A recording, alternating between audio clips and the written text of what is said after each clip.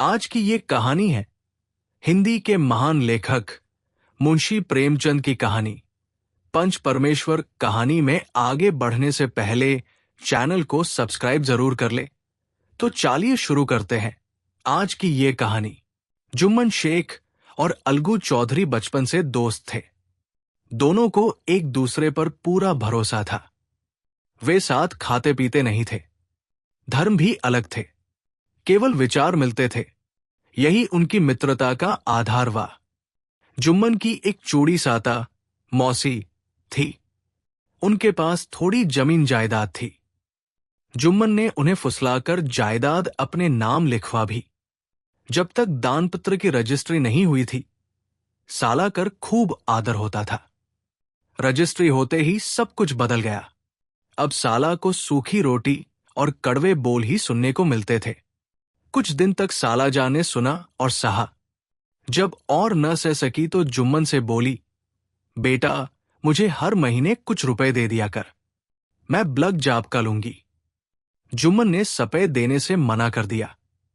इस पर हाथा बिगड़ गई। उन्होंने पंचायत करने की धमकी दी।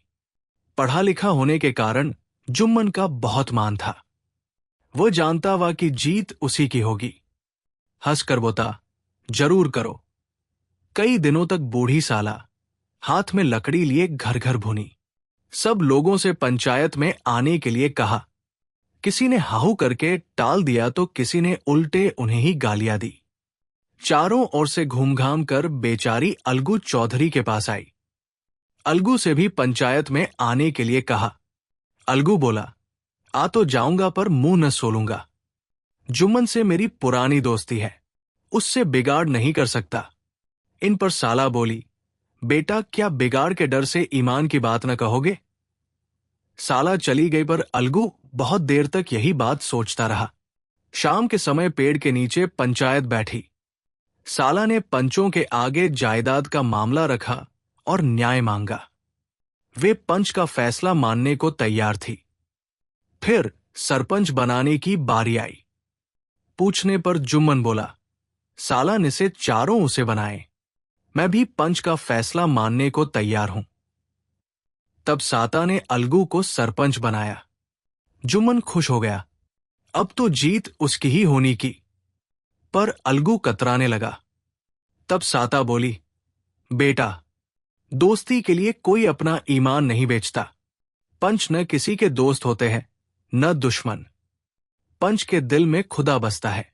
उनके मुंह से जो बात निकलती है वो खुदा की तरफ से निकलती है। अलगू चौधरी सरपंच हुआ।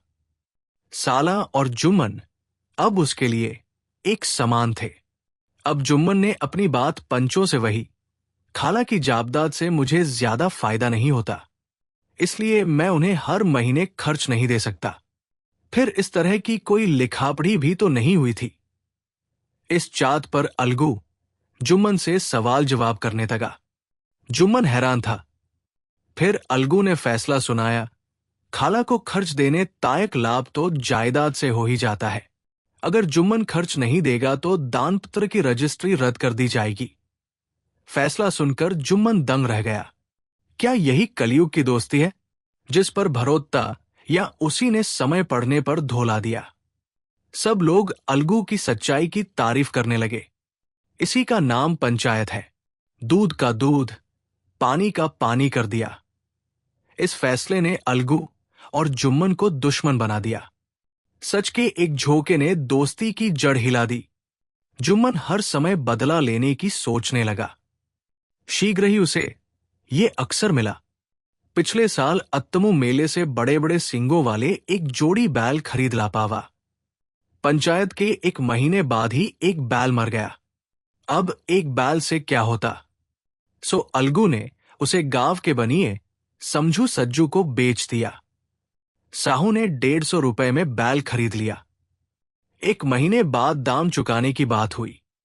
समूह सज्जू गांव से गुड़ची लाद कर नहींते जाते थे। फिर मंडी से तेल नमक लाकर गांव में बेचते थे। नया बैल पाया तो दिन में 3-4 चक्कर लगाने लगे। पशु के साथ पशु सा बर्ताव किया। न ठीक से चारा दिया, न पानी ही। कासिर एक दिन कोड़े की मार खाते खाते बैल जो गिरा फिर कभी न उठा। कई महीने बाद अलगू बैल के दाम मांगने गया। समझू साहू और उसकी पानी ने उसे बहुत डांटा। मरासा वैल दिया था, उस पर दाम मांगने चाह रहा है। यहां तो जन्म भर की कमाई लुट गई। अलगू 150 रुपए गंवाना नहीं चाहता था। लोगों ने उसे पंचायत करने को कहा। वो मान गया। पंचायत की तैयारियां हुई। तीसरे दिन शाम को उसी पेड़ के नीचे पंचायत बैठी। समूह साहू ने जुम्मन शेर को सरपंच बनाया। अलगू निराश हो गया, पर कुछ बोता नहीं। सरपंच बनते ही जुम्मन में जिम्मेदारी आ गई। वो न्याय और धर्म के आसन पर बैठा था। ये समय निजी बदला लेने का नहीं था। उसे केवल सच ही बोलना चाहिए। पंचों ने समझू साहू और अलगू चौधरी से सवाल जवाब किया। अंत में जुम्मन ने फैसला सुनाया। जब बैल सहरीदा गया था तब वो बीमार नहीं था। समशू साहू की लापरवाही और अत्याचार के कारण ही वो मारा गया। समझू साहू अलगू चौधरी को बैल के पूरे दाम दे। बलगू चाहे तो बाम कुछ कम कर सकते हैं। अलगू खुशी से झूम गया, उठ खड़ा हुआ और जोर से बोला, पंच परमेश्वर की जय। थोड़ी देर बाद जुम्मन जलगू के पास आया। मले लिपट कर बोला, आज पता चला है कि पच न किसी का दोस्त होता है न दुश्मन। पंच में तो परमेश्वर वास करते। अलगू रोने लगा। दिल का मैल घुल चला था। मित्रता की मुरलाई हुई लता फिर हरी हो गई।